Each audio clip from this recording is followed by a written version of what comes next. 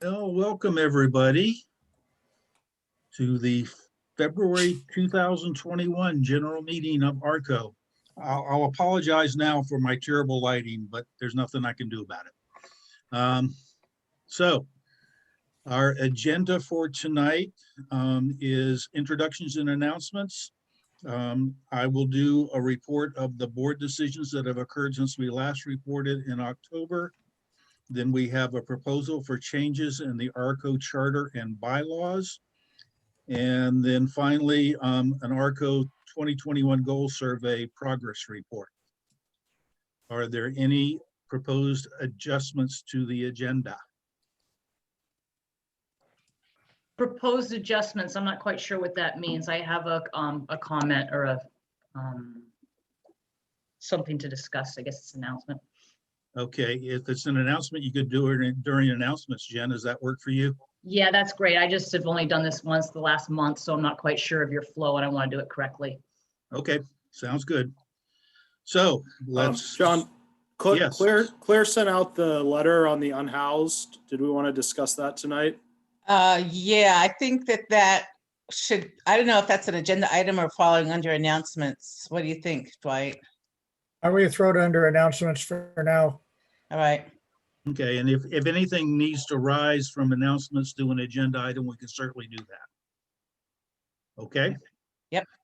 So our drill is we go around the room, as it were, the board here, and each take a turn identifying who we are, name, where you live in the neighborhood, how long you've lived there, and whether or not you were a board member. I'll do it just to get started and give you an example. So I'm John Belcher. I live off of Arbor, and I've been there for 10 years now. And I am co-chair of the board. Andrew, why don't you go next? And I'll call on people. Hey everybody, I'm Andrew Worcester. I live off of Jane Street in Hilliard over by River Road Elementary, and we've been in the neighborhood for about 6.5 years. Great, thank you, Andrew. Zainan. Hi, I'm Zainan Telshow. I'm the treasurer and the leader of the neighborhood enhancement team. I've been on the board for about 2 years, and I live on Heritage Avenue near the Owasso Bridge. Thank you. Julie. I'm Julie Hume, and I live on River Road right next to Maury Jacobs Park, and I've been here 36 years. Thank you, ma'am. Harry. Hey, Harry Sanger, board member. I live on Rosewood Avenue, and I've been here a little over a year now. Thank you, sir. Dwight. Dwight Owens, live off of Maxwell by our Redeemer Lutheran Church. And I'm on the board, I think, starting my 3rd year. Also board secretary and chair of the North Eugene Homeless Advocacy Committee. Thank you, sir. Lynn. I'm Lynn Lockhart. I've lived on LK and or Sunnyside for going on 30 years, 25, I don't know, a lot of years. I'm on the board. Thank you. For a little while. Risha. Risha, you're muted. Hi, I'm Risha Rama. I live off of by the bike path on Coping Avenue, and I've been here. I'm a part-time resident because I live in Hawaii, but I've been here with the pandemic for about a year now, but I've been in the area for about 2 years, and I'm not a board member. Thank you. Welcome. Jen. I'm Honeybee Jen. I live at East Maynard, right at the junction of the Maynard Park, behind the Dairy Mart and behind the new apartments. I've been here at this house for 20 years and in town since '94 in River Road area. Thank you, Jen. Joshua. Yeah, hi, Joshua Keelis. I'm on the board. I've been over on Fairway Drive for I think probably my 4th year now. Right. I'm on the board. Thank you. Jackie. Hey, I'm Jackie Worcester. I live over at Jane Street and Hilliard Street. I've been in the area about 6 years, and I'm on the Social Justice Committee, and I'm the co-chair of the Emergency Preparedness Team. Thank you, Jackie. Carleen and Pat. Hello, we live on Marion Lane. I've been here for 42 years. And I've been here for a good part of that time. Thank you both. Terry. Hi, I'm Terry Waldron. This is actually only my second meeting. I live on Rosewood Avenue. I've only lived in Eugene for 2 years, and I am not a board member. Okay. I expanded my sheet. Now I've got, not sure who I've gotten, who I haven't got. I haven't gotten Jolene. I know that.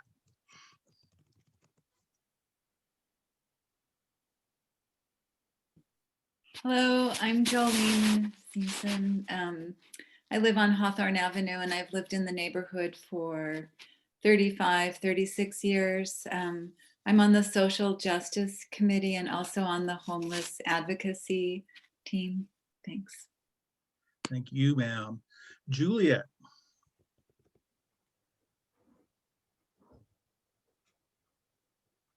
Juliet Thompson, you're frozen. I'm not sure what's going on. It looks like you're muted though.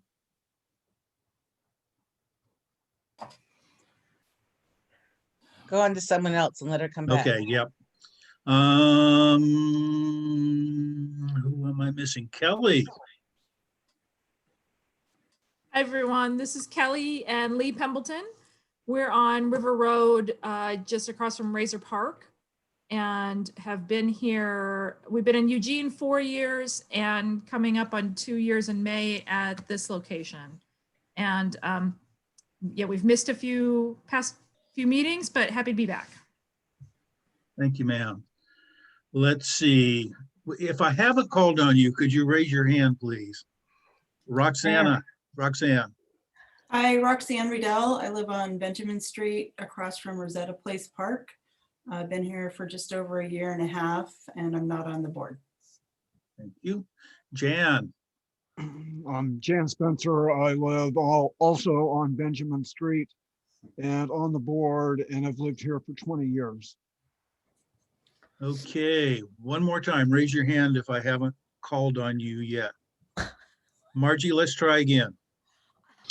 Hi, this is Margie. I'm co-chair with Fan, and I am kind of checking out different board meetings, and I also am very interested in conversation about charter bylaws. Oh, great.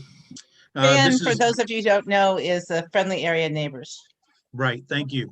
And Margie, this is actually a general meeting, but that doesn't matter. With all due respect, sir, her name is Margie. Margie. Thank you. And thank You're you for welcome. the next time I blow it. I'll do my best. Nice to see you, Margie. Sorry, Margie. Claire, I think you're the last person. Claire Strawn on Horn Lane for 10 years, and I'm gonna pass to Juliet, and I'm on the board, I'm co-chair. I don't know. Can you join us, Juliet? How about Heather? Okay. Oh, sorry. I'll mute. Would you like to introduce yourself? Oh, sorry. Hi, I'm Heather Greer. This is my first River Road meeting. We've lived here a couple of years on River Road and have wanted to join the meetings, just haven't had the opportunity. And I happened to check my email just now and went, today's the day. So happy to be here. Great. All right, thank you. Glad to have you here. So one last chance. Did I miss anybody? Seeing no hands raised, we'll go to announcements. Go Juliet. Okay, that's right. It looks like she's still frozen. Well, would you want to introduce Juliet, Claire? Yeah, Juliet has a bad internet connection.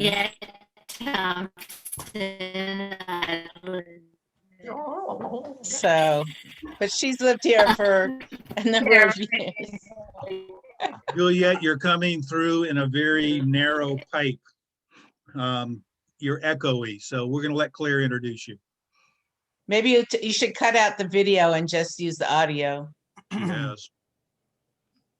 Anyway, Juliet is a good neighbor and on a number of committees. And we're glad to have her. Okay, I think that works for introductions. Now for announcements. If you raise your hand or ask to speak in the chat or use the raise hand, that all works. But let's see, we'll start with Dwight and then go to Terry. A bit of housekeeping, since we don't have signing sheets, we need to record your participation. If you could sign in the chat, please, that would be very helpful. Yes, thank you, Dwight. I should have said that. Terry. Hi there.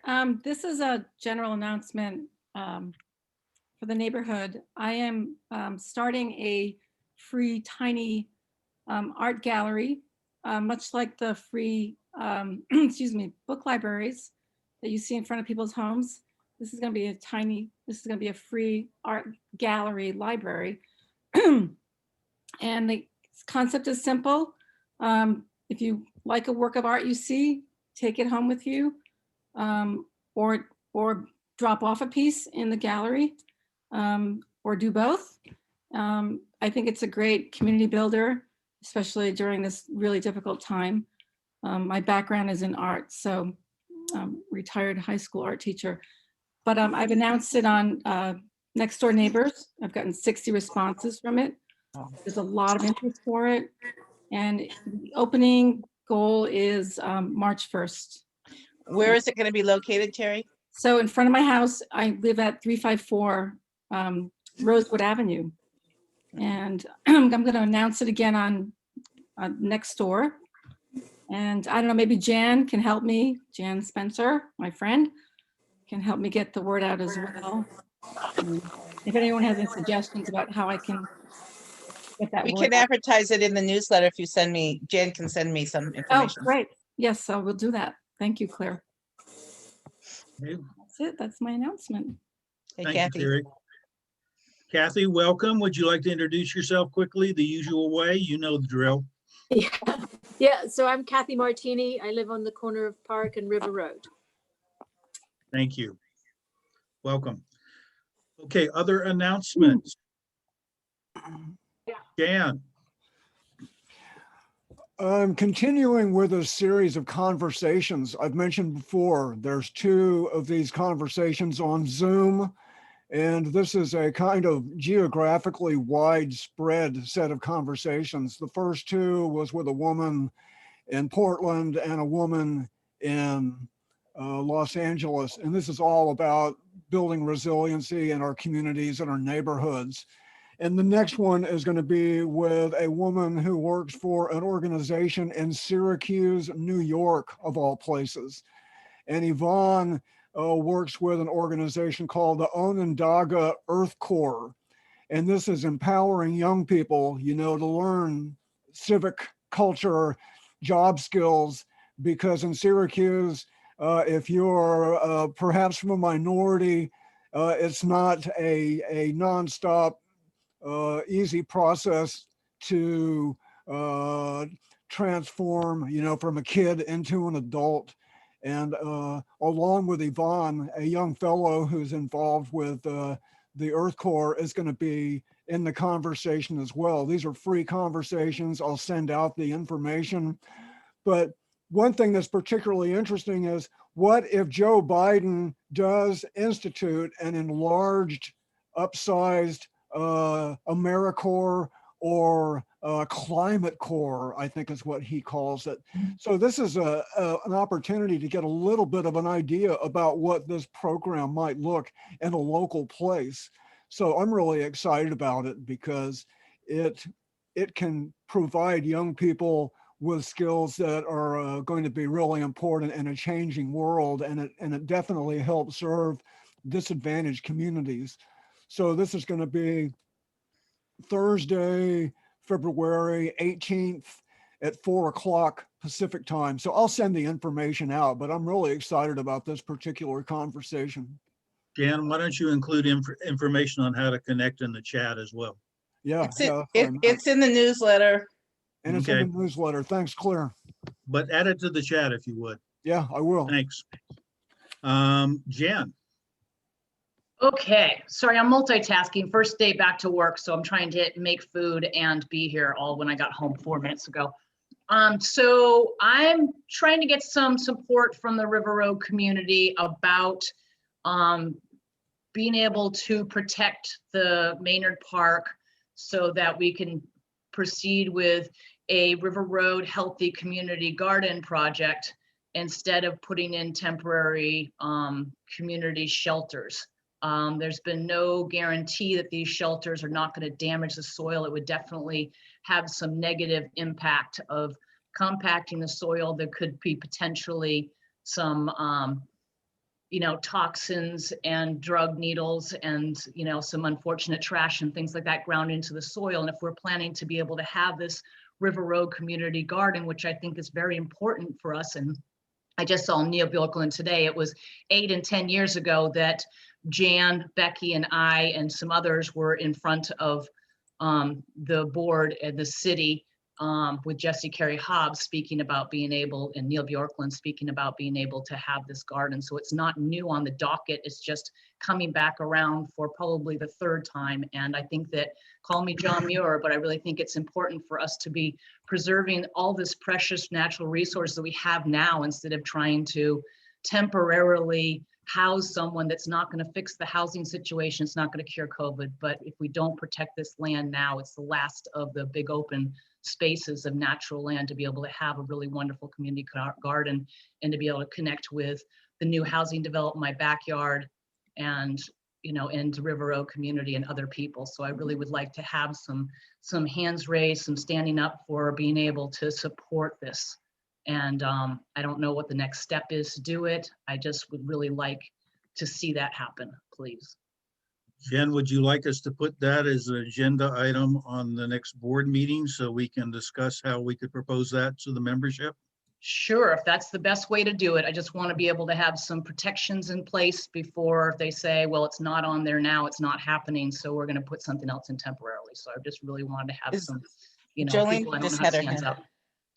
Jolene? Well, I just have a question about the proposal in terms of supported shelters. Is there a proposal on the table right now to put Conestoga huts or something on that site? Not that I'm aware of. A police was just in the park just a week and a half ago, and he said this is the perfect location. And I said, no, I'd really like to see some community gardens and for support all of us, and from seed to supper and many educational programs like I've started and doing here for 20 years. And linking with the Santa Restoration Area and linking with the trees that I've planted. It's a wonderful place to keep it, be education. And not even a week went by where I had a couple neighbors write letters and to the mayor and the police chief, and they're saying, well, we just need to be finding places temporarily for these housing, and they're not thinking of the big picture. And I would really like to stand forward because things happen quickly in that respect when they're trying to solve a problem and they're not really thinking of the future. So a little background, if I may. The city, in an effort to try to house the homeless any way they can, has lifted their restriction on providing camping or allowing camping in city parks. They specifically excluded neighborhood parks, which are all of our parks with the exception of the West Bank Park. They also limited any camping within 200 feet of the high water line of the river. That pretty much excludes everywhere on the West Bank Park except for 2 areas. And one of those is Razor Park, but Razor Park is a natural area and they also excluded that. So except for some small slivers, possibly more than 200 feet from high water mark, the one area that is not precluded from camping is the area that we call Maynard Park. But as far as I know, there are no proposals now for any microsites, but it probably would be allowed for individuals to camp, as I interpret what I've read. And where's the location of Maynard Park? It's It's right at behind the- the Dairy Mart by the Howard stoplight, sir. Oh, thank you very much. Yeah, Okay, yeah. In fact, or it's at the end of East Maynard Avenue or Lane or whatever it is. So that also helps to find it. So shall we take that up with the board and come back with a presentation at the next general meeting, Jen? Does that work for you? Yeah, if that's time enough to be able to have it be called a natural area, whatever needs to be done, because we are part of the West Bank Park and we are part of that whole commitment of taking care of this land with the city, of waiting and caring for it. Understood. That doesn't mean that between now and then someone can't camp there, however.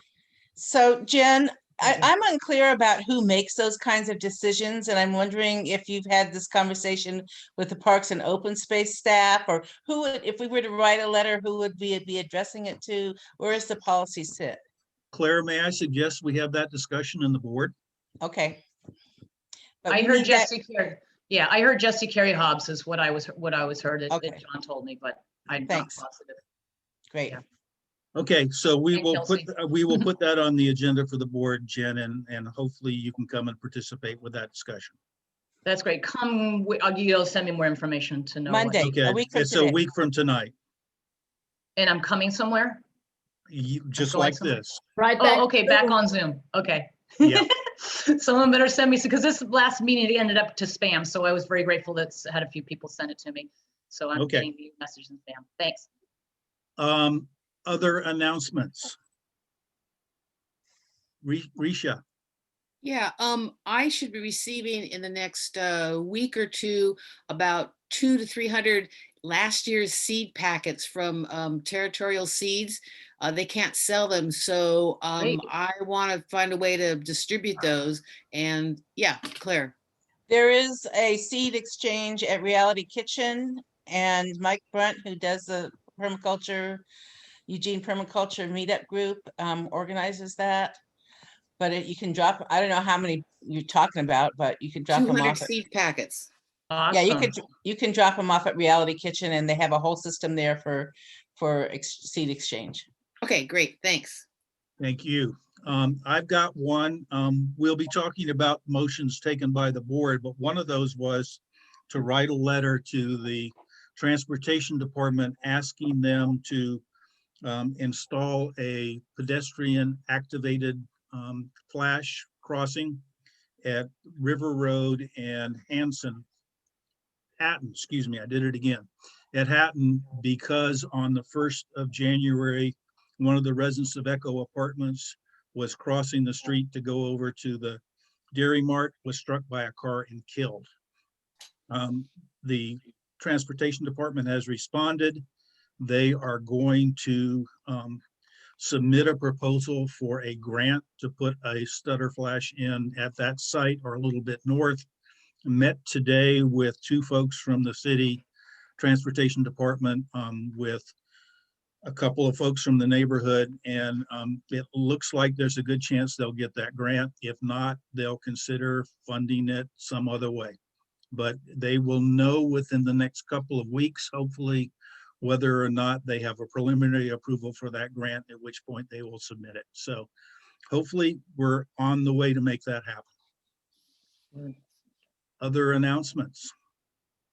So Dwight Claire. mentioned this letter. There is a coalition of people, activists, addressing the needs of the unhoused right now. And there have been a number of sweeps of clearing out of homeless camps, which is pretty much against the guidelines for the COVID, best COVID practices.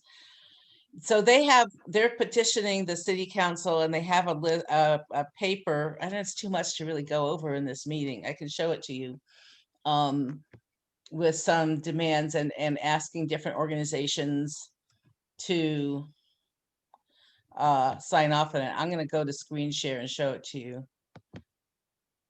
So Claire, is this something the board did or you did as an individual, or the committee Nobody's did? done anything. I just got an email from Charlie, who's part of this activist committee, and I'm asking us now.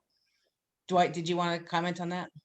Yeah, I did a quick poll of the Homeless Advocacy Committee, and we all agreed that I would sign it and submit it as committee chair. Okay, so my question is whether or not we wanted to sign it as RRCO. And we might, so it's basically saying to stop the sweeps, and that they should follow the public health guidelines. That they should identify places for people to stay, rather than just kicking them off from where they are. Provide basic sanitation services. And then further going on for systemic changes in how it's going, how they're dealing with unhoused people. So, and then here's a list of folks that have organizations that have signed off on this as endorsing this. So Claire, I guess my question is the same as I asked Jen. Are you proposing we make this an item for discussion and potential vote tonight? You want to bring it back to the next general meeting? Do you want to pass it to the board? What's your desire? I guess the most efficient thing would be to pass it to the board. I know that the committees were acting, Dwight's committee was acting on it already, so. Well, and the board. yeah, theoretically, you shouldn't take a position as a committee unless it's approved by the board anyway. Oh, okay. Didn't know So we'll discuss it more. Can I have a show of hands of people who would be leaning, not seeing this low level of detail, not being able to read the document? What is your take on supporting this type of document? I have this document. But it was forwarded to me by my friend who owns a business here in Eugene. Well, and Claire sent it to all of us. I mean, I have read it. I've read it. I sent it to people who are on my committees. That's all I know. Yeah, I think we should. So I have one comment. Go ahead. I was going to suggest when we do ask for a show of support, we do a thumbs up if you support the idea, thumbs sideways if you aren't sure or need more information, and thumbs down if you oppose. But go ahead, Lynn. One issue I had with the letter is that, I mean, the sweeps are in violation of, current COVID and CDC suggestions, but the settlements themselves are in violation of those rules as well. Yeah. So there were, assertions. I'm not speaking very well, but the assertion that it is not fair to break up the settlements because it's in violation of the rules is somewhat circular and to me not effective, because the settlements themselves violate those very guidelines. So reminder, this will come back from the board to our next general meeting, or the board will decide. Well, I don't think this is not something that's going to go on and on, John. It's not going to be, it's an urgent thing. So we can decide as a board, or we can decide not to sign it at all, and that's fine. So I think leave it that, at the board. Okay, next week.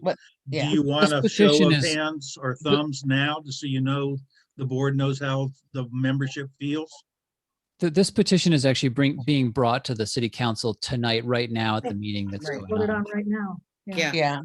So I was assuming that it's not going to be finished by tonight, Joshua. So maybe this is a moot point then. Well, would you like a show of thumbs before we move on? Sure. Okay. If you directly support the idea of the board signing this message and a letter and moving it on, put your thumbs up. If you need more information or unsure, go sideways. If you don't think it's a good idea, to go down. Claire, can you see folks? Yes, not everybody though. 3, 4, 5, 6, 7, 8, 9. I can't count them all because I can't count 3 different things at once. I see a majority of sideways thumbs and the rest up. I saw 9 ups and I didn't get them all. Okay, thank you all for taking the temperature there. That's useful. Okay, thank Harry you. has a question. Harry. Well, so I didn't know if we were going to discuss this tonight, so I wrote down some of my thoughts about this, but I agree with Lynn's statement, and I saw that I was the only thumb down. So, Oh, I missed it, Harry, sorry. that's okay. But I guess for my announcement, I would just say, how do we solve the unhoused dilemma? This is a topic on our list of priorities for the River Road neighborhood to lead on. The letter today comes from a good place, but makes several assumptions I'm challenged to agree with. For one, I'm tired of watching the decay of our quality of life laws that are targeted here. The proliferation of homeless camps creates an unsafe environment for the children in our community. Per Claire's recent poll, our top goals for 2021 are to protect natural spaces, create a culture of inclusion where all residents feel safe, and increase road safety. Creating a welcoming, inclusive, walkable neighborhood is incompatible with litter-strewn temporary campsites and public spaces.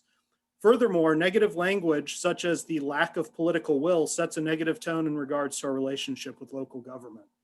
The letter does touch on some of the factors leading to homelessness, such as the need for affordable housing, tenants' rights, and providing basic shelter or locations to shelter in place, but fails to address the root causes of homelessness in our community. Systemic changes are required, but not to the ongoing discriminatory practices criminalizing homelessness, rather to address the influx of capital leading to skyrocketing property values combined with ever-increasing development charges, permit fees, and rising taxes, or more importantly, a depressed job market, particularly in manufacturing blue-collar jobs that pay a family wage. To quote the letter, the city of Eugene has the highest rate of homelessness in the country. Are we all going to sit here and pretend that this is because the city of Eugene has neglected the unhoused more than any city in the country? Harry, I'm going to interrupt you for just a minute. How much longer? Because we've already acted on this. I have one more paragraph. Okay. That we are less accommodating than more conservative areas of the Midwest or Southeast. This letter discounts years of local activism, but does seem to point to the need for a new direction. Do I have that concrete solution ready for you today? No, not a comprehensive, ready to roll out plan that will solve this issue, but I'm identifying core issues that need to be addressed as a community and tackled together. We first need to agree on why this issue developed to the extent it has, then we can begin to have honest conversations about how to properly address these root causes in our community. Thank you for your thoughts. Okay. So last call for announcements. Okay, let's go on to the rest of our agenda. Thank you, everybody, for all that. My task now. Jolene, did you want to say something? I just have a question. Is there any follow-up to this? The board will discuss it at our next meeting and either sign or not sign it. Well, if somebody knows a contact who's maybe Charles, if someone who's involved in that committee, we can find out if it's even needed from here on. If Yeah, it was I will just be for the meeting following that tonight. issue. Through What? our committee will be following that issue. Okay, great. So Claire, is there any way that anyone here can see that letter and send it individually if they want to? Can you put that information in the chat? Well, you have it in the e-news, is that correct? no, it was sent to me as an email attachment. I can put that in the chat. Okay. That would be helpful. Okay. I have a question about that. Yes, Jen. I'm unsure how this all works, but it sounds like if you guys are pushing right away to try to get this taken care of, to try to find housing for these people, does that mean that that the Maynard Park is not going to be protected in River Road, because that seems like the only place that's available before we actually have time next week to try to get a letter together to protect that park? Jen, I don't think it's that urgent. I don't think we're going to be moving homeless people into your backyard this week, okay? Okay, well, that's what I don't know. Okay, I'm just telling you, that's not going to happen. Well, Okay. we don't know that. We don't know that. That's what I'm saying. Well, that's what we don't know, Jen. I'm sorry. It's a fair question. John, the Thank you. letter is in your email. Okay, thank you. It's, and the link is in the chat. Okay. Got it. Thank you very much. Okay, so our charter requires that we inform you of all the decisions made by the board so that if anyone wants to contest those decisions, they can do so at this meeting. So I'm going to go through the decisions we've made in the past 3 months for the board. I apologize. I should do this every month, but I'm catching up. And if you'll help remind me, I'll do it every month. Okay, so here we are.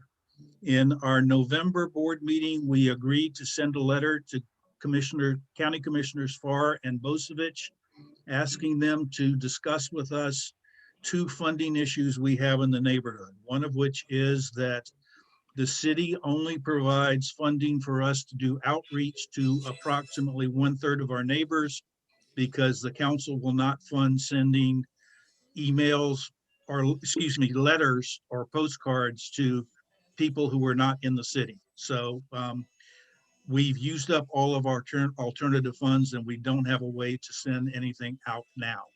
The other thing we were asking them to discuss with us is finding some way to fund cahoots so they can also serve those of us who are not annexed to the city. We've sent that letter and we have not heard back. Oh, Pat. In December, we made nominations to fill vacancies in the Community Advisory Committee to the Neighborhood Plan process. And we have nominated Harry Sanger as our CAC member and to fill in a CAC member position, and Beth Giroux to fill in the alternate position. Their names will be sent to the Planning Commission because they actually appoint people to our committee. We assume it will be a formality. We also approved the Emergency Evacuation and Preparedness Committee's project work plan. And finally, we agreed to engage our land use committee with the Cascade Senior Housing folks who are planning to build a 102-unit, 4-story building in the Willamette Greenway, just east of the West Bank Park and west of essentially where Reality Kitchen is. And then finally, in January, we agreed to send the letter to transportation asking for the pedestrian activated crossing at Hatton and River Road. This is sort of an announcement. This Saturday, we agreed to have a food drive for Food for Lane County between noon and 4 o'clock in the parking lot, Emerald Park. So please bring your food there. We also agreed to recommend the charter and bylaw amendments that you will be hearing about next. We also requested to write a letter of support to the city of Eugene to build an access way, a paved path between the end of Arbor Drive and the West Bank bike path. We agreed with that letter, but we asked for an opportunity to provide feedback on the proposal before it's submitted and requested that it be less than 12 feet wide. Just to tell you where that went, the city reviewed the application process for the grant and decided they couldn't afford to submit it, so it's been withdrawn for now. Finally, we also agreed to support Lane County's request to establish 2 microsites in the neighborhood, one in the parking lot behind the VA Center on River Avenue, excuse me, and in the field in the northwest corner of Northwest Expressway and River Road. Some people describe it as just south of the pawn shop. It's where they had a rest stop there previously. We supported both of those with the conditions that they would give us information about that process. They would meet with the adjacent neighbors and we would establish a good neighbor policy for how they would operate. And then finally, we submitted our annual River Road Community Organization report to Human Rights and Neighborhood Involvement. So this is your chance to raise it or waive it if you have any concerns about those decisions. Update on the senior housing is that was not funded. Yes, they actually applied for funding from the city. They didn't get it, but that doesn't mean they will not move forward with that project. It would be a 4-story building right on the edge of the West Bank Park with right now no vegetation in between. So we're hoping to engage with them and hopefully get them to make a more sensitive plan in the future. Robin's house, a 4-story senior living, but it didn't get funding. Exactly. No, but that doesn't mean they have the right to build there, and that's why we need to talk to them. Jan? Yeah, just a question of timing. You said that for now, the proposed paved link between the end of Arbor and the bike path is not going to happen. Is that Is that for what period of time? Is that for a year? I'm sure it'll come up again at some point, but what's the time before, any idea before that becomes an issue again? It's on an approved plan and they will assumedly, I don't know, Jan, I just know that they're not going for it now. Yeah, okay. So any of those issues anyone wants to discuss? I have a question for clarification. Could you mention who is the developer behind the senior project in the Greenway there? Cascade. It's a private developer. I can't remember the name of it right off the top of my head. But Cascade Senior Housing. well, that's not the name of the developer.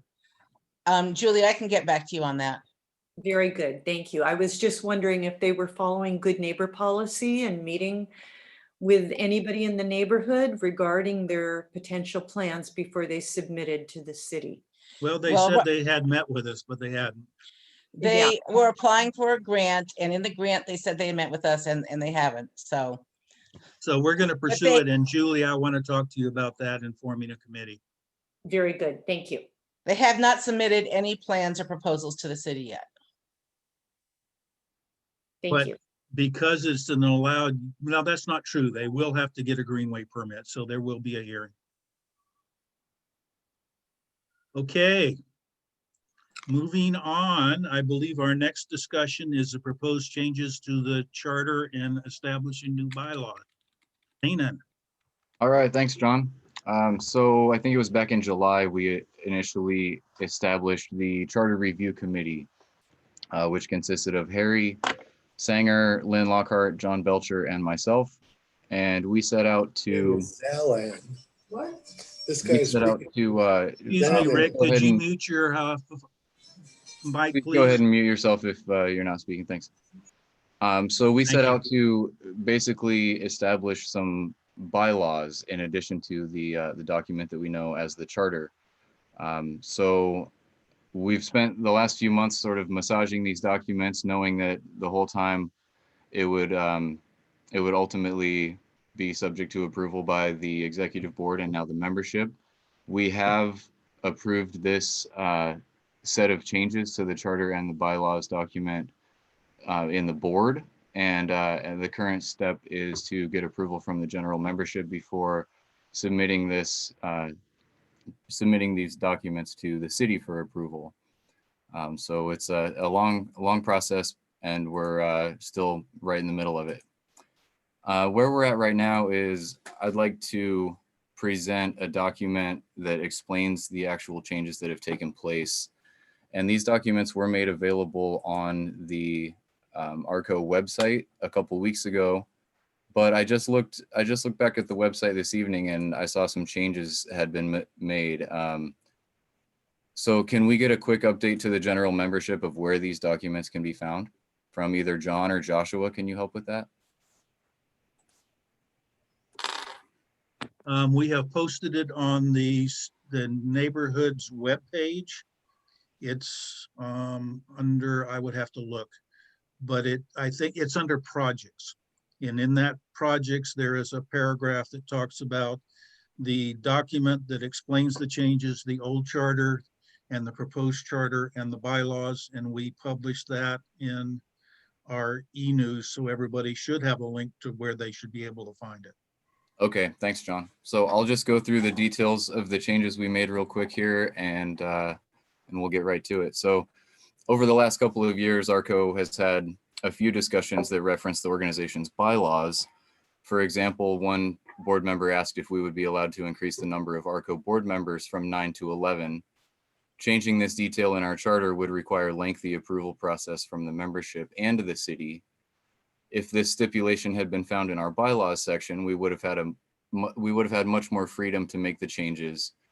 Amendments to the bylaws would would only require approval of the board and general RRCO membership, not the city. So that's the main impetus here behind this whole process. And it came up quite a few times over the last couple of years where we just wanted to have a little bit more flexibility and be able to make some changes to our guiding documents with the board and the general membership, and not necessarily the city. Most comparable organizations use both a charter and a bylaws section. So for this and other reasons, we decided to create the bylaws document from appropriate sections of the charter, leaving the required sections in the charter for city approval. To make these changes, we consulted the City of Eugene model charter, as well as many other local neighborhood organizations, charters, and bylaws. So the first change to the document, we moved Article 5 Executive Board to the bylaws and left it in the charter as a reference to the newly created bylaws section. Article 6, which is general membership meetings, Article 7, which is committees, and Article 8, which is publications and website, were also moved to the newly created bylaws document to allow flexibility in these sections moving forward. Article 3 of the charter is the purpose statement. It was modified to include a new section, which includes that RRCO will serve in an educational capacity. This section was included in many other neighborhood organizations charters, and it serves the purpose of potentially supporting an application for 501c3 status if RRCO chooses to pursue that option in the future. Article 10 amendments became Article 8 charter revision and was expanded to provide more clarity about the process by which the charter can be amended. As far as the actual bylaws, we took a pretty close look at some of these sections, and in addition to just moving these sections out of the charter and into the newly formed bylaws document, we wanted to be really clear about the changes that we made to the verbiage as well. So in addition to moving them, we also changed some of the words, and most significantly, the executive board shall consist of 9 to 11 members who are in good standing. It previously read that the executive board shall consist of 9 members. So we added the flexibility to have an extra 2 members on the executive board, and then just a few minor details as far as making the text reflect that change. Section 4, we separated the duty of the secretary and the treasurer. It used to be described as one person or one position, referred to as the secretary / treasurer, and we just simply wanted to break that up and acknowledge that those are 2 separate positions. We also decided to specify that the treasurer will make monthly reports to the executive board. We clarified the definition of what it means to be a member in good standing. And we clarified that proxy voting will not be allowed. We also cleaned up the verbiage a little bit to say members in good standing instead of simply saying voting members. And we changed a little bit about how committees are defined. So the new section about committees reads that committee membership shall consist of interested individuals appointed by the committee chairperson and reported to the executive board. Memberships shall consist of no less than 1 executive board member. The executive board reserves the right to review committee membership and may remove members by a majority vote. We also go on a little bit to talk about how chairpersons are established on committees, and cleaned up the verbiage a little bit, and that's about it. So that took a little longer than I was hoping, and we wanted to leave a little bit of time for questions. If anybody has anything they want to contribute to this conversation, go ahead. Hey, I have a question about the 9 to 11 board members. At what point in time is that decided? So like, let's say, how does someone decide that we want to add 2 members? Or let's say we had 11 and it dropped down to 10. How is the decision made to keep it at 10 rather than increasing it back to 11? Does that make sense? Yeah, that's a good question. And I think for the most part, we've been including just about everyone who's been interested in being on the board for the last couple of years, at least. And just this most recent go round with elections, we had a couple of really good candidates, and we felt it was really hard to turn one of them away. So we thought, well, why not? And so that's kind of where the discussion came from. But there will be a couple of things like that, like you just brought up, that might need to be ironed out in terms of what if you only have 10 members and then you have a 5-5 vote. It's a little bit different than if you have an odd number. and a couple other issues like that moving forward.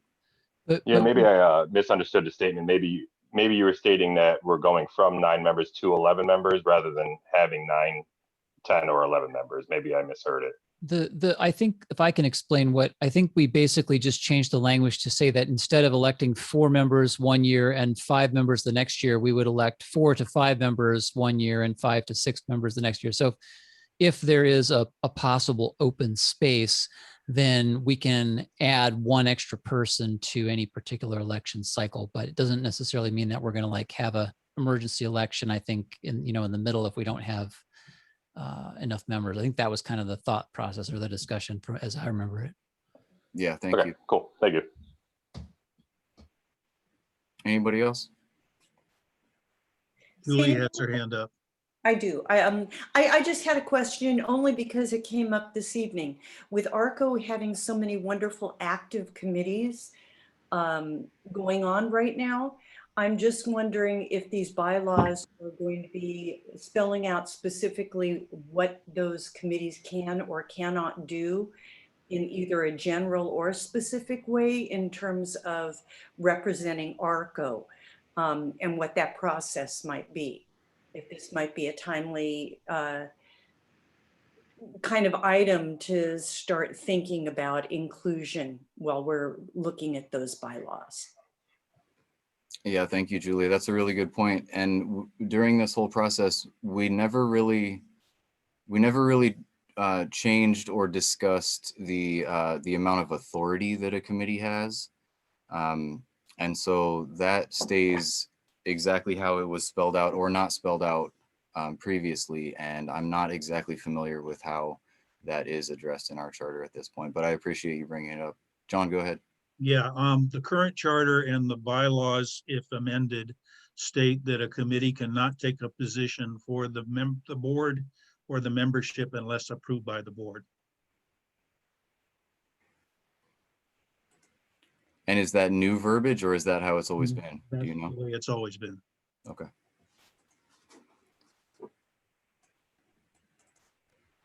Jan, I can't hear you. You're muted, Jan. Yeah. I think the board members and those involved with looking at the charter and kind of overhauling it this way deserve something of a prize, for all this kind of work, which is useful. It's helpful. So I'm not going to suggest a prize, but I'll just say thanks to those who did this, because it's not something everybody would care to do. Thank you, Jan. Yeah, good work. Dan, if I may point out, I put the link to where all these documents can be found in the chat. Okay, great. Thank you. I can't see everyone at once, so if you have anything else to add, please go ahead and speak up.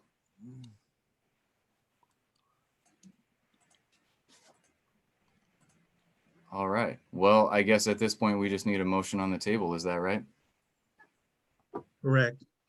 Before we vote, one of the things that is in the charter and is in the bylaws is a requirement for anyone to vote on a motion before the general membership. You have to have attended a meeting within the past year. So if you have not attended a meeting within the past year, and I don't think there's very many of you, you please refrain from voting. And I will tell you, we do have a list of who's qualified. So if you have any questions, we can tell you whether or not you are a voting member of the organization. So after that, I will move that we approve the proposed charter and bylaws and submit them to the city for approval. I'd like to second that.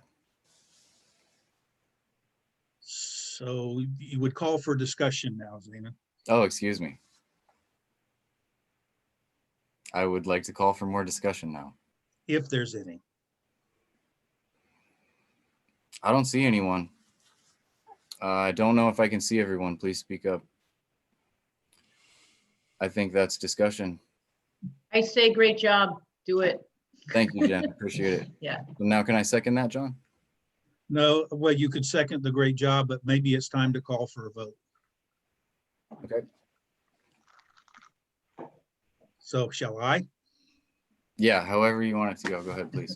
Okay, all those who are voting members of the organization who vote to approve this motion to move forward, please raise your hands.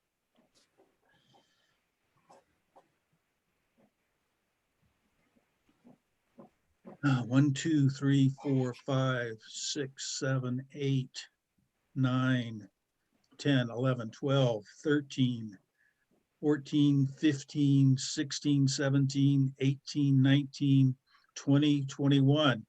Anybody who isn't visible, do you want to raise your hands or put your yes in the chat? Okay, I'll call for those who are opposed. I see none. It appears we have passed unanimously. John, Juliet has her hand up. I don't know if that's an opposition. I think Juliet? Julia voted in favor. I was trying to be in favor. Sorry. Okay, thank you. So I guess that makes 22. Good deal. Thank you very much, folks. It's been a lot of work. So the next steps is we submit this to the Human Rights and Neighborhood Involvement Group. They take a look and make any suggestions they might want to make. But after that, it goes to the city attorney. The city attorney reviews it for compliance with the model charter. And if that passes, then it goes to the city council who actually votes on it, but they'll probably do it in a consent calendar. So we've come a long way, but we're not there yet. We'll let you know. Thank you. For the record, there was 4 people who didn't vote. Okay. I assume that's because either they were abstaining or they were new members attending the meeting for the first time. Yeah, right, okay. Okay, is that my part of it? I guess so. You're on, Claire. Move right along. Okay, I'm going to share my screen. And what I'm going to share this time is Claire, can I stop for just 1 second? Yeah. I would be remiss if I didn't thank Zanon for, excuse me, all of his hard work and patience to getting here. Thank you, Zanon. Thanks, John. Yeah, as And part of that everybody else committee- on the committee. I was going to say, as part of that committee, I second John's statement. And Zanon, thank you very much for leading the charge on that. Excellent job.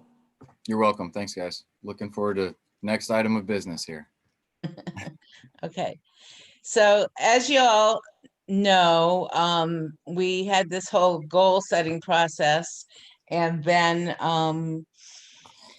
we did a survey of the goals that were brainstormed at our last meeting, and the survey was for the purpose of prioritizing and kind of sorting them out. So I sorted them out by goals and by action items under each goal.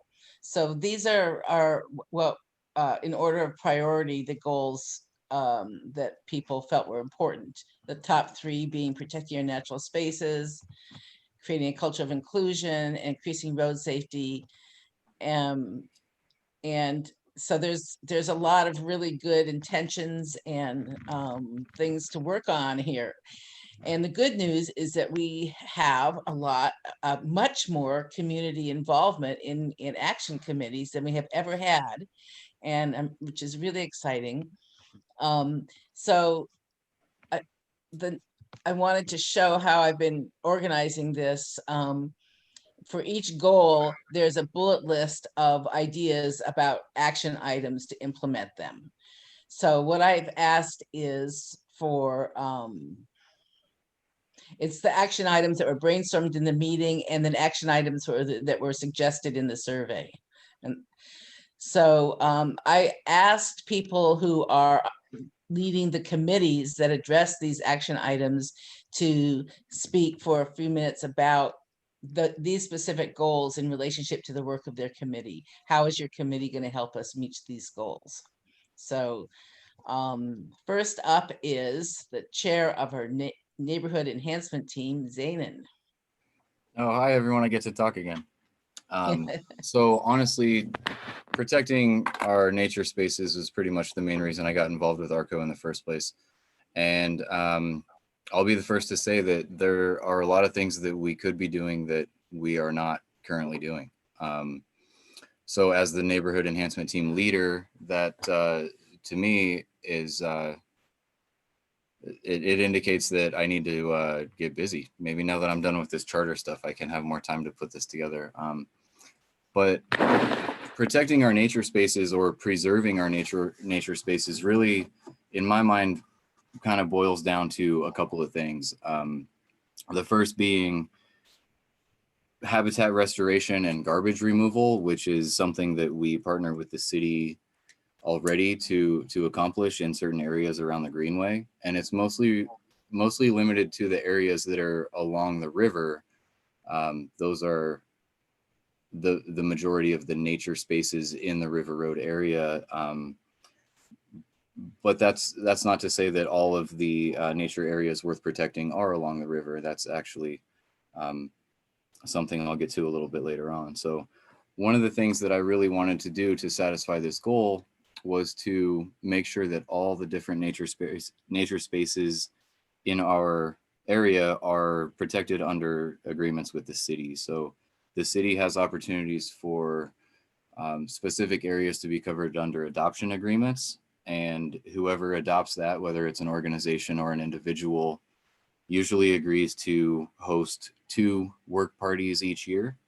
And for those work parties, it could be related to eradication of non-native species or planting natives or garbage removal or all 3 of those things. And the city is really great about providing resources like promotion materials and actually posting advertisements for the event. They'll come out and bring the grabbers and the gloves and the bags, and they'll actually pick up the trash when we're done. So the city has been really, really supportive of that. But I know that there's at least one area, one significant portion of our greenway actually where Hillcrest meets the bike path that is not currently under any adoption agreement at all. So I would like to sort of increase awareness about that in case there are any individuals or organizations in this area that might be able to make the commitment to at least organize those work parties throughout the year, which is such a minimal amount of work, right? 2 work parties a year. Yeah.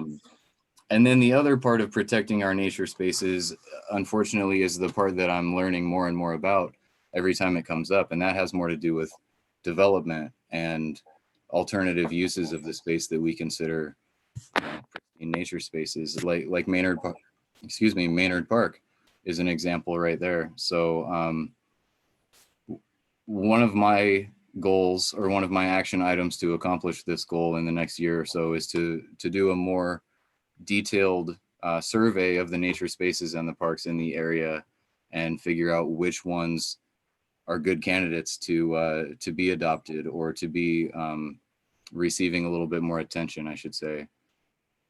The 2012 Eugene Pedestrian and Bicycle Master Plan, we talked a little bit about at our last meeting. And that's an example to me of an opportunity to identify things that might influence and affect our nature spaces in ways that we might not want to see. So for example, the 2012 Eugene Pedestrian and Bicycle Master Plan, which you can find if you Google those words, it specifically expresses that they'd like to put in a 12-foot wide paved bike path between Owasso and Heron Slough behind the houses on Copping, and with the 25-foot clearing area that they would have to clear in order to do that construction. I don't see any way that they would fit that path and that construction process in between the houses and the river. And it seems like if they move forward with that, it might jeopardize some of our nature spaces.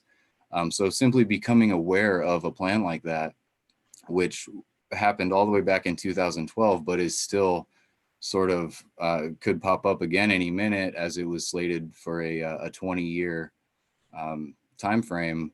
That could pop up again any minute. And there's another very, very similar example at the end of Stoltz, where there's a building, townhouses at the end of Stoltz between Stevens Drive and the river.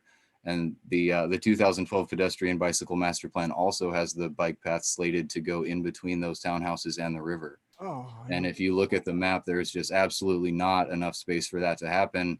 So where I'm at with this currently is to follow up with the conversation, see who might be able to help out. I've talked to John Belcher about it. He remembered a little bit of what happened in 2012 and where the conversation went, and maybe where it could go from here. So Great. Thank you. So I think that I'm really excited to hear that you're going to have more time to focus on this. And I know that participating in work parties has been historically one of our main community building events. So if anybody is interested in paying attention and supporting the natural spaces, this is where you can step up. absolutely. And it's a great way to meet people. And let me just say that when we had our last one in October, we had high school students from Willamette who had heard about it from their science teachers.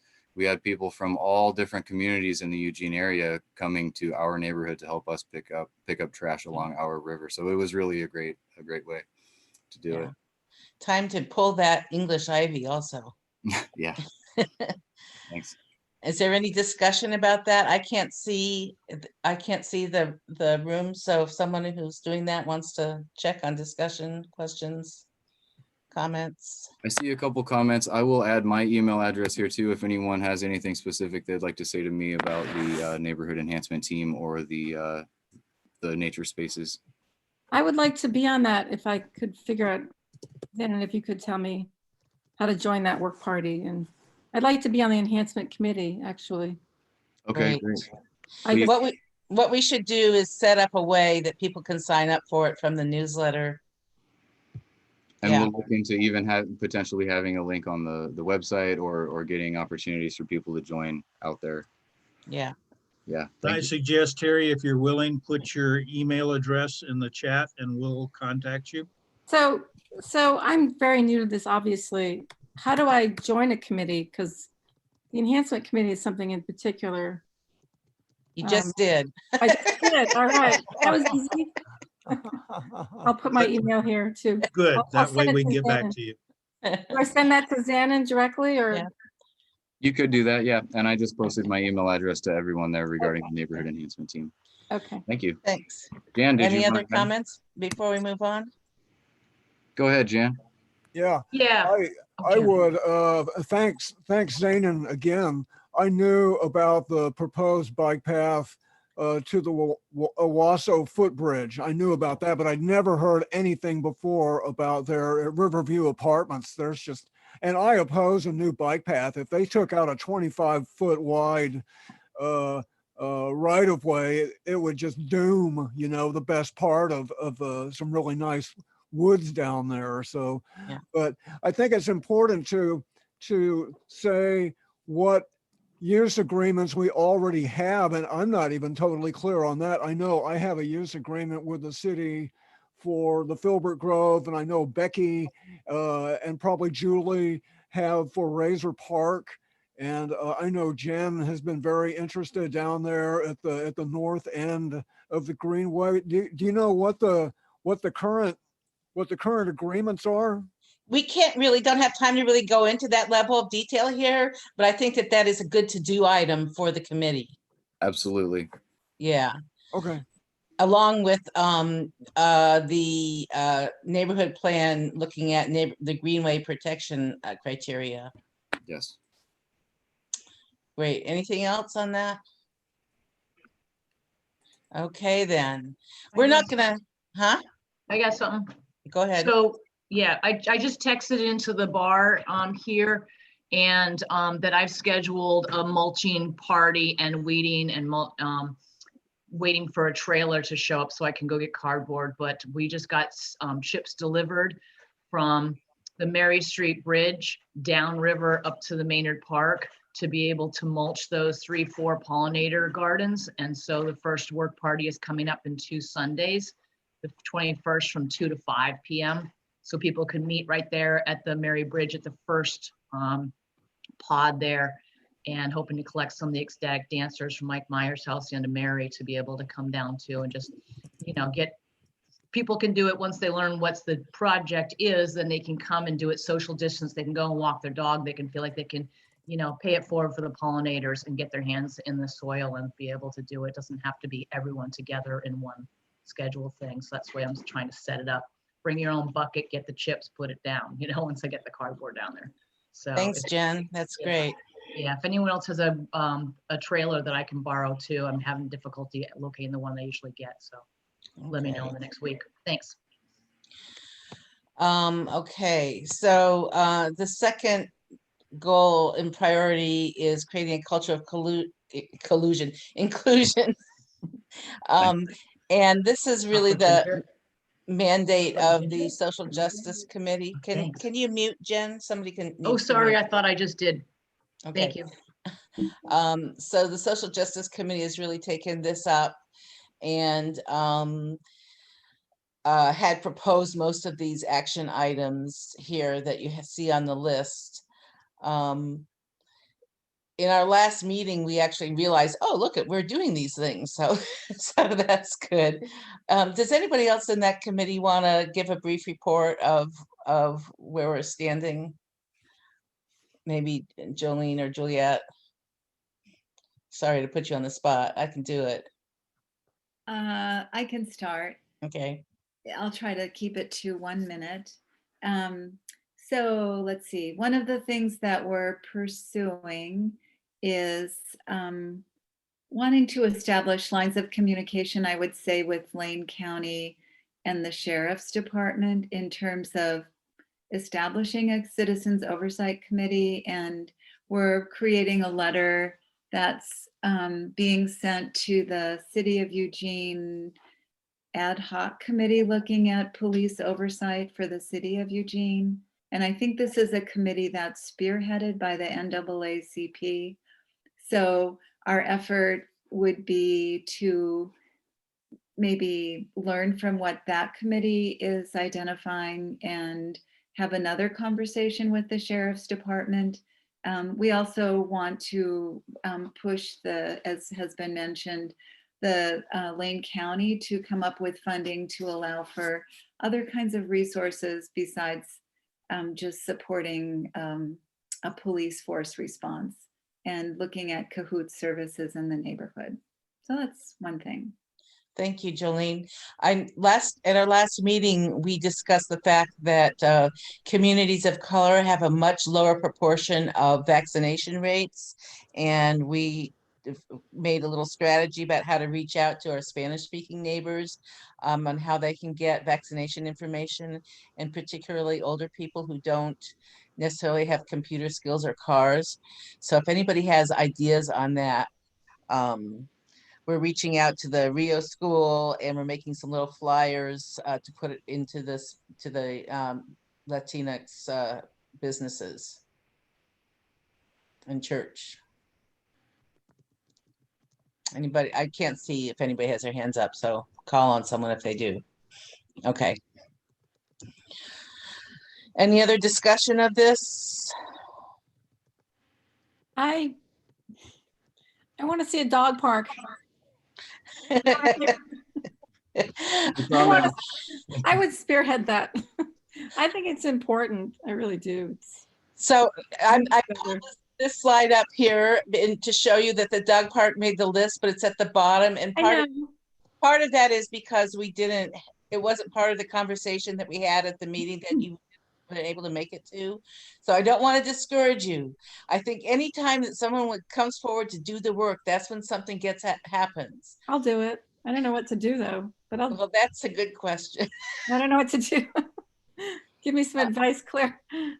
I don't know. We could maybe talk about it in the board a little bit about how does one go about. Because I'm in. I really would work hard for that. Okay. I think it's important. Okay, great. I'm happy for your enthusiasm. Let's look at one more, and then this document is available. I put a link out. It's on the website, and you can look at it and think more about it. And maybe we'll make it so that it can be more interactive and people can say what they want to do, and they can add more ideas. increasing road safety. John, can you talk about this from the point of view of Transportation Committee? Sure. Hopefully most of you, if not all, are aware that we're in the midst of the neighborhood planning process. And in that planning process, we've looked at 5 different themes where we want to make changes, one of which is the transportation theme. And there are numerous proposals we've made to the city about how we would like to calm traffic on River Road, etc. Increase the number of ways that people can safely move around in the neighborhood, perhaps through context-sensitive design for sidewalks where they're appropriate. There are numerous items there, and if you want, I can pull them up and show them to you. But the good news, that process has sort of gone underground for a while because of not knowing how we can re-engage with the neighbors in this COVID environment, but we're about to roll it back out again.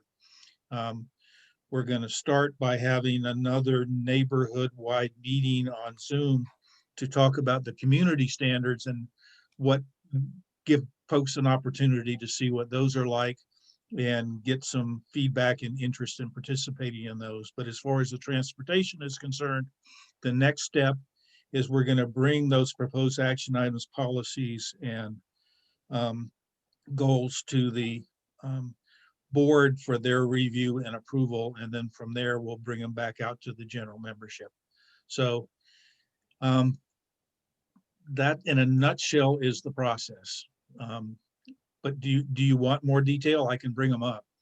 Well, I think the main point here is that a lot of the traffic issues and road safety issues are being folded into the neighborhood plan. Right. And so and that's something that you can have more involvement with and input in as they get presented to the neighborhood towards the end of the neighborhood process. One of the things, if I may add, is that a lot of the things that we would like to do would be done through a project that would bring MX to River Road, because that would involve a lot of enhancements such as more crosswalks, et cetera. Also, the proposal that's the most likely to move forward for MX would be that there would be basically, instead of 5 travel lanes on River Road, there would be 3. The other 2 lanes would be taken up by priority bus lanes. And when that happens, that would mean that the distance that people had to traverse safely would be reduced if they're biking or walking across the road. And also, generally, it would slow down the traffic. So the good news is that after more than a year of no action, my understanding is the city and LTD are renewing discussions about moving ahead with moving ahead, which is what they call that project.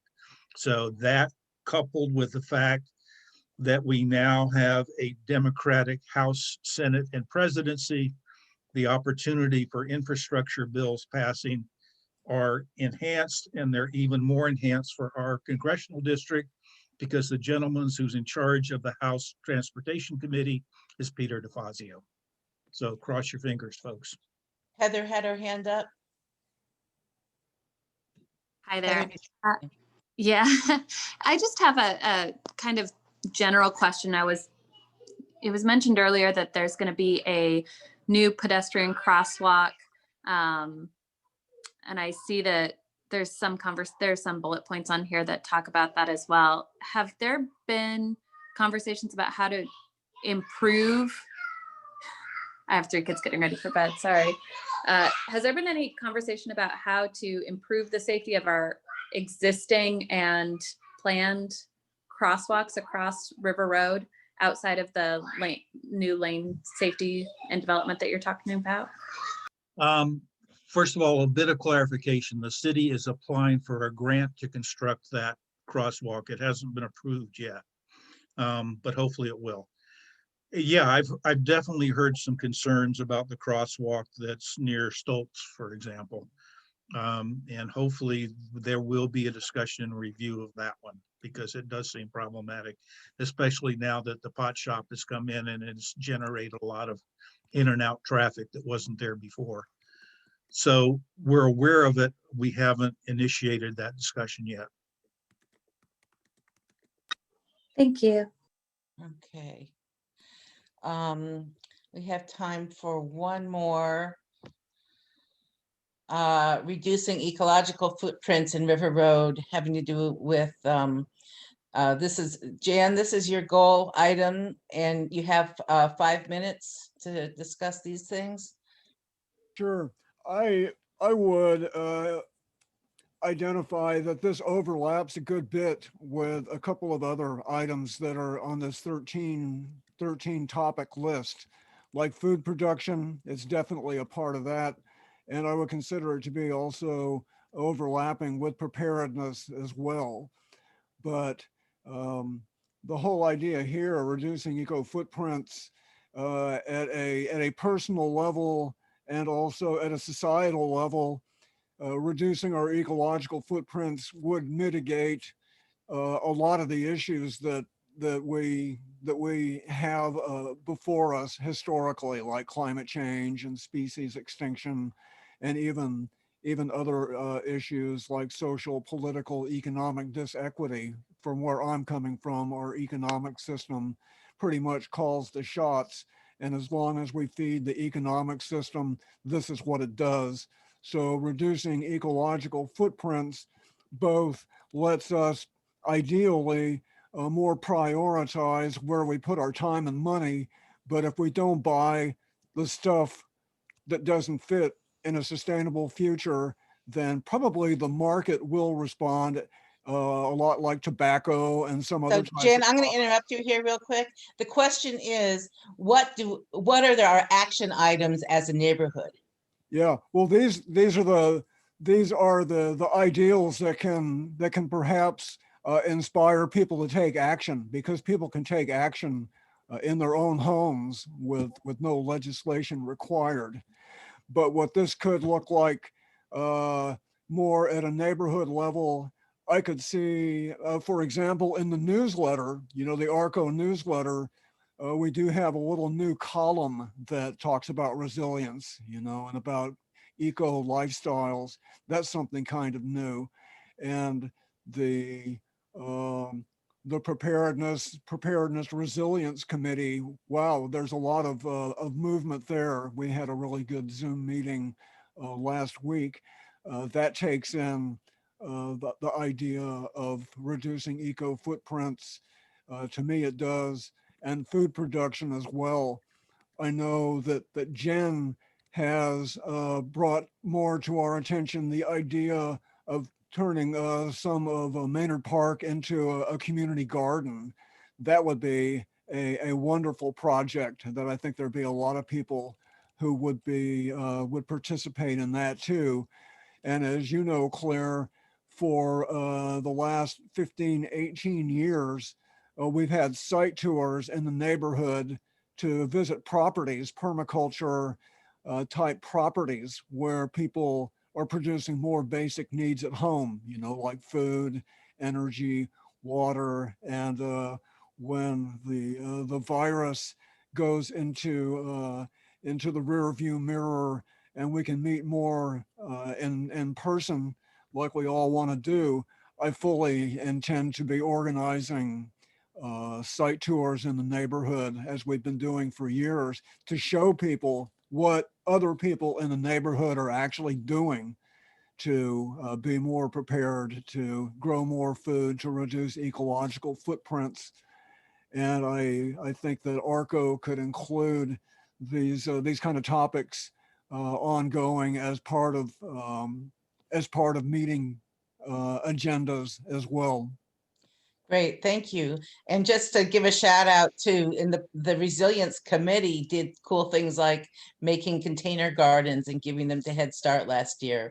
And there's the new community garden from the NAACP at Redeemer Church on Maxwell. So we do have a community garden that we can support. They are also asking for support to maintain the gardens at the Rio school.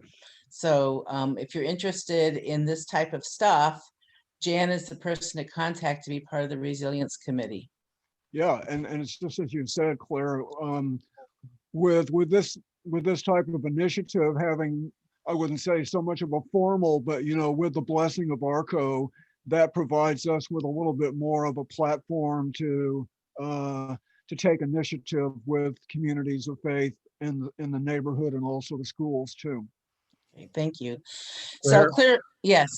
Just very quickly, I just wanted to add that one of the action items in the neighborhood plan is to provide a way of incentivizing people to use gray water, recycle, store water, et cetera, by giving them financial incentives and reductions in fees and such. So just Cool. another argument for why you want to get involved with the neighborhood plan. Yeah. Sounds So familiar. that's what I wanted to wrap up then with where are all these ideas going next. And a big part of it is going into the neighborhood plan, and we will be discussing that in the coming meetings. There's kind of the committees will be reporting in the newsletter about what they're doing and giving you opportunities to participate in that.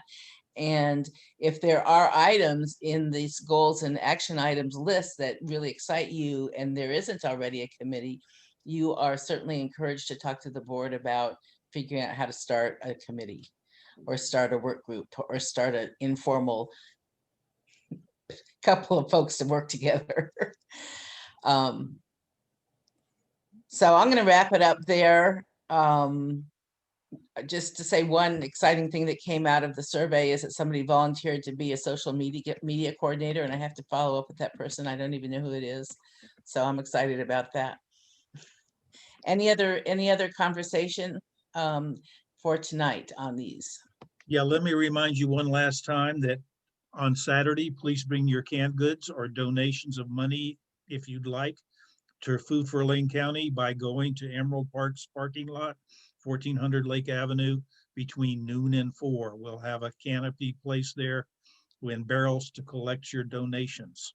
So hopefully we'll meet you there. Thanks for reminding me, Harry. And I encourage everyone to join my Instagram account for the tiny free art gallery. It's in the chat. Claire, Harry has his hand up. Yeah. I was just going to throw out really quick, in this COVID era, LTD didn't get to do a grand opening for their Santa Clara Transit Station, but as of yesterday, it is fully operational. So the only stops at the old transit station will be directly on River Road, going north and south. Jackie?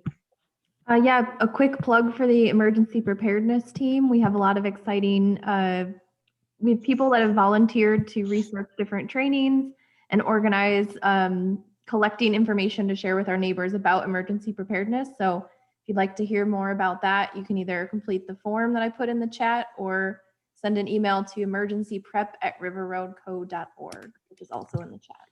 Cool. Maybe we'll have to have you guys spend some time in our next meeting. Yeah, we can do that. The one thing we forgot to mention, and I apologize for that, we are having board elections next March. And since you're all here, you're all eligible to be on the board because you've attended a meeting in the past year. We have 5 positions that are coming open, and we know at least one of those is not spoken for, or not, that's not the way to say it. We have 4 known It's applicants. uncontested. It's uncontested. Thank you. We have 4 people who have expressed interest in 5 positions, so we need at least one more person. So I want to please encourage consider joining women the to board. step up. I'm interested, but I don't have a lot of experience. That's okay. We'll train you. Yeah. So yeah, we'll have more information about that in the next e-news, but please consider joining the board. We're doing lots of good stuff. So the way that happens is that you come to the next meeting and you either self-nominate or somebody else nominates you. Jan, you're going to nominate me, Jan. Okay. I think Terry's a go-getter. Yeah. Great. Well, that's it for tonight, folks. Great meeting. It was a lot of work. We did a lot of kind of business stuff tonight. Sometimes we'll have a more entertaining schedule, but I appreciate everybody hanging in there for taking care of the neighborhood business. Yeah. Good Thanks, night. everybody. Good night.